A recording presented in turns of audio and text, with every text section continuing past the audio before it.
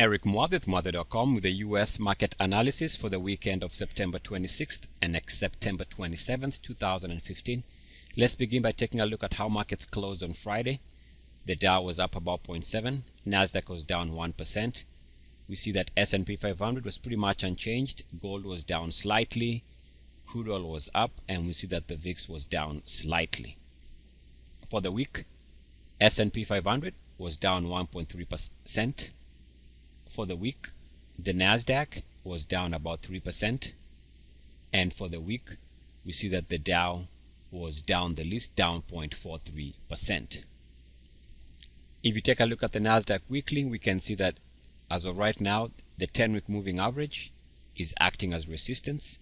Keep in mind that on the way up, the 10-week moving average was being used by the market for support. Now it seems to be used as resistance as markets more and more look like they're still going to have to probe even lower prices. One level to watch on the weekly for the NASDAQ is the recent weekly closing low, and we closed very close to it. So any break below the recent weekly closing low of 4683.92. So if you see the market crack below that number, that would suggest a fresh weekly break, might suggest the market is still going to be under tremendous downside pressure. We can also see that from an observational standpoint, the fact that the MACDs are both trading below zero. So we got two MACDs here. Both of them are currently trading below zero. That's not a good sign of where market momentum is based. If you're looking for reasons to be bullish, there's a lot of bearish signals on this weekly chart for the NASDAQ. But if you're looking for a reason to be bullish, we go back to this line of support on the weekly RSI. As you can see, this was good enough support going back to 2012. And the market did go on to record nice new highs after that weekly support here. And the market has used this line a couple of times before for support. It came close here with uniform action and held. It touched the line here, which was late last year, and held.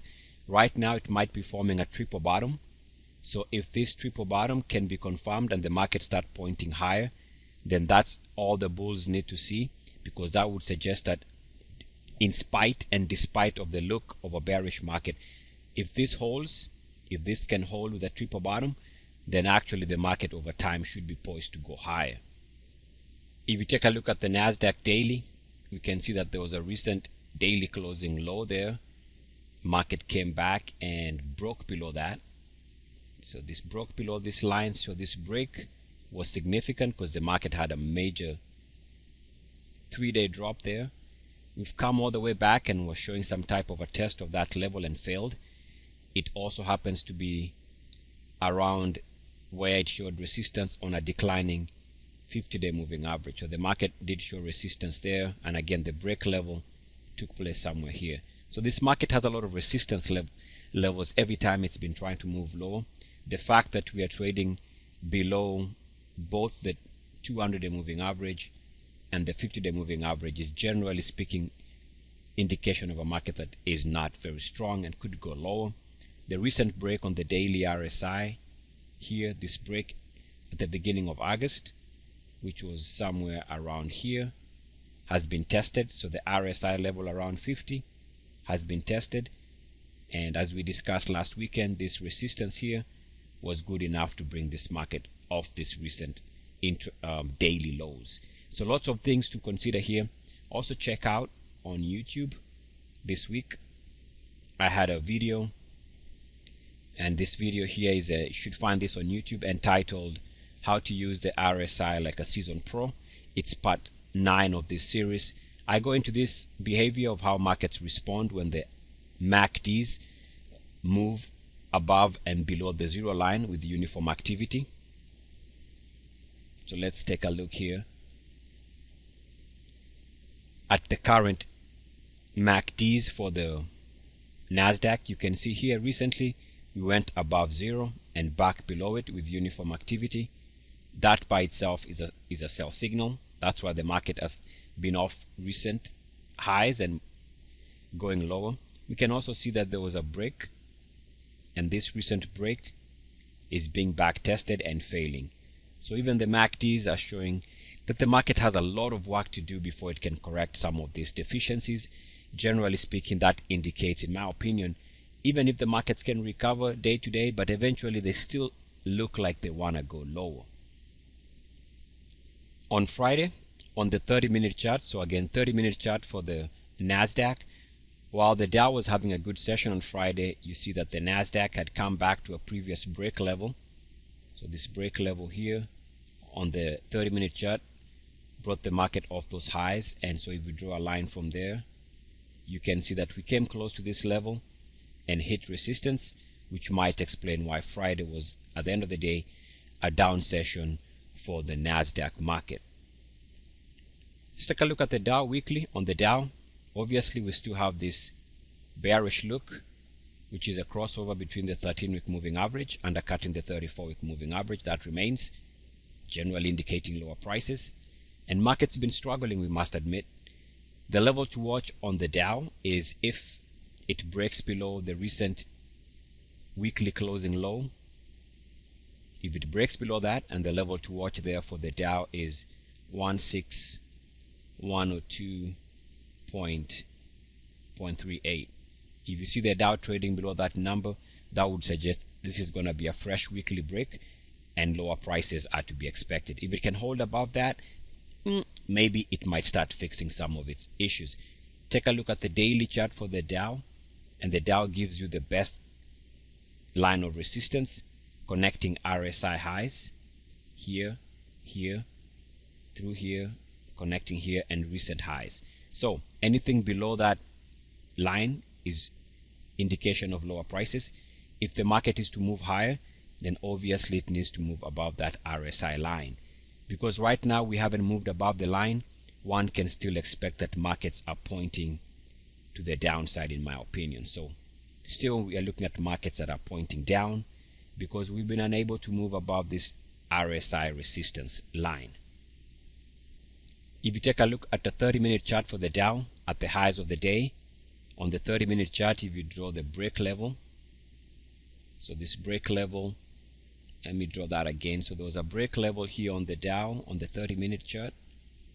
So this break is what gave you these highs there. Market hasn't been back there. And if you extend that line, I'll show you how you do that. If you extend the line like that, you can see that the market has been able to move above that level. So that's one line of resistance on the short-term time frame. There's also another view, which is the one I prefer. There was a break. I draw a straight line from the break level, and the market did show resistance here throughout the course of Friday's highs and eventually gave back most of, at least some of, Friday's gains. So there's a lot of resistance on the markets here. Until the market can clear this type of resistance, I would expect the market to continue struggling. Let's take a look at the Dow Transports. Just want to show that the Dow Transports also have a level to watch on the weekly. We closed above the previous recent weekly closing low, and the level to watch there for a potential break. So if the break takes place, be very careful, because I would suggest that markets are looking to go lower, and it is 7793.83, which happens to be the recent weekly closing low. Anything breaking below that would suggest that you have to be out of the market, or at least look and expect the markets to be going lower. Maybe even look for opportunities to be trading, for markets to trade lower, maybe short the market or something like that, or stay away from the market. But any break of this level is not good.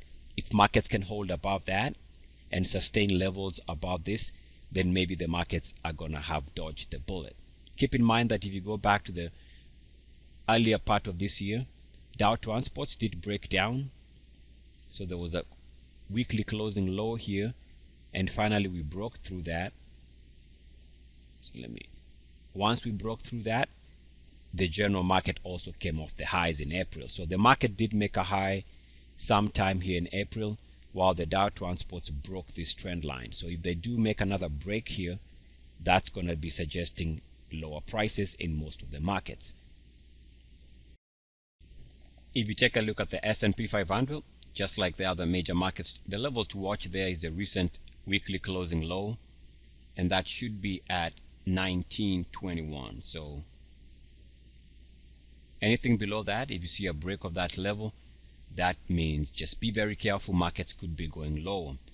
If you're looking for reasons to be bullish, you see this level here on the weekly is where the market has been bouncing, going back 2009.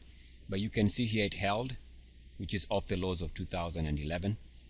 And over the next couple of years, every time it came close on this line here, it did bounce. And now it needs to move back above this green line if it is to do well. So if you're looking for reasons to be bullish, my one take on this would be market needs to hold, let's say, about somewhere around there. This is where it's been holding. Again, it's been bouncing off this RSI level going back many years. If it's to do well, it needs to recapture back above that line to start building on a new base and a new phase in the market. For now, anything below that would still be considered bearish. If you take a look at the daily, recent highs on the daily chart here, we see that we came close to a declining 50-day moving average and the market was rejected. It's not good. And we continue to see, as discussed last weekend, that the market has been unable to move above the 50 level, which is a sign of a market that is not acting well. And recently we hit the 50 level and coiled back down. Again, another reason why this market continues to struggle. Again, as discussed in my video this week, free educational video on YouTube, just check out this video here, which might explain what the S&P 500 is doing on a daily chart. Because right now we seem to be looking at some type of uniform activity rejection around the 50 line on the S&P 500. As you can see, the short-term MACD went above zero and back below it with uniform activity. So that was also a rejection and a reason why the market is struggling, in my opinion. It's only when at least one of the MACDs is above zero that the market can truly start building. Otherwise, with both MACDs below zero, one can still expect pressure to be to the downside. On the S&P 500 hourly, you can see that off the break of recent highs, so this break here was responsible for the market coming off the highs here in about middle of July, and we can draw a line from here, and as you can see, that line gave us short-term resistance when the market was at the highs of about 2 weeks ago. So once we hit that level after the Fed announcement, we hit that level there, which was off the highs there, market pulled back. We've been struggling since, and even short term, the market has been unable on the hourly chart to even move above 50, which is a sign of a market that continues to be under downside pressure. Take a look at Apple on the daily chart, and even on the hourly, you see lots of resistance levels. Number one, it's showing resistance on a declining 50-day moving average. So obviously for it to start moving higher, it needs to be above the 50-day moving average. Keep in mind, when it was trading well and moving higher, it was using the 50 for support during the bullish phase. Now it looks like the 50 has become resistance. Every time it comes in contact with the 50, it calls down. Indication there is a market that is struggling. Even on the RSI, you can see if you take the line connecting the intraday RSI highs or the daily RSI highs, you can see that anything below this line is showing that a market here, stock should be going down. It's only when it moves above that line, just like the Dow, only when it moves above that line down the road, that it might start building. Right now it looks like a lot of resistance to contend with. So topside RSI resistance on the daily for Apple indicates lower prices until it can break out above that. That's one view. The other view is also based on the recent RSI break. So this trend line break here corresponds with coming off the highs there. Draw a simple line just slightly above 50 like that, and you can see uniform activity above the red line and back below it, which gave us this nice trap high. So that was a trap. Somewhere here was a trap. Market came back, and recently we are showing resistance here. So if Apple is to do well, it needs to be above that red line also. Otherwise, it continues to struggle. We take a look at the hourly for Apple, and we see that if you take a line connecting RSI highs like that, you see that it connects nicely with the highs here, and also through these highs and the recent high. So right now, I think the market is still pointing that it might be wanting to go higher, and it's only until it can clear that line of resistance that we can start looking for reason to be bullish. Right now, without any more information, this top side resistance indicates that the stock should still continue to be under some downside pressure. In conclusion, let's take a look at the monthly charts, and because all the major averages are down for the month, the Dow is down about 1.2% for the month, and the fact that the MACDs and the RSIs on a 3-year monthly chart continue to be trading near lows. As you can see, the Dow has been trading at 3-year lows going back about 2-3 months, and now we are seeing the threat of fresh monthly move to fresh 3-year lows. So the risk here is that as the market trades to 3-year lows on its RSI on the monthly and on the MACD, the threat is that the market should be again poised to go lower. As long as that's the case, so to keep it simple, as long as we are down for the month on the Dow, if you take a look at the S&P 500, which is down for the month also, and we've been talking about this over the last couple of months, the fact that the SPX is trading at 3-year lows on its monthly RSI, the fact that it can move below 50. If it moves below 50, expect a big down month. So below 50, that's a risk. And the MACDs are already trading at 3-year lows and also trading below 0, which is just not a good setup. So the S&P 500 doesn't give us a buy signal right now. The NASDAQ, having been positive for the month, is now close to 3-year lows, if not at 3-year lows on the RSI, which is not good, which is actually bearish. And we also see that the MACDs on the NASDAQ continue to be cracking to fresh 3-year lows.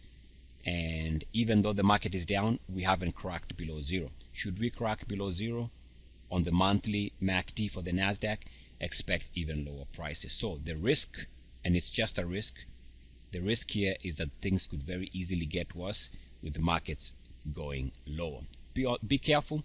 Eric Muadh, Muadh.com. Watch the levels that I discussed on the weekly.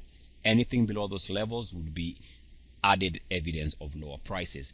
Otherwise, be on the lookout for part 2 of this weekend's market analysis video for subscribers. Peace and blessings. Woo!